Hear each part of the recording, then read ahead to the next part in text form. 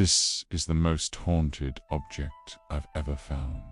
It looks like a harmless vintage phone, but it's not. My grandmother gave it to me. She said it was from the 70s. At first, I thought it was just an antique.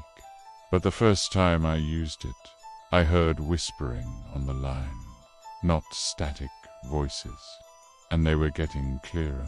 They were speaking in a language I didn't know, but I swear they were talking about me. Then I dialed my friend's number, but instead of her voice, a distressed woman answered. She kept begging, "Let me out, let me out," and then silence. Now the phone rings at night. Every time I answer, it's that same voice, still trapped. Would you dare pick it up?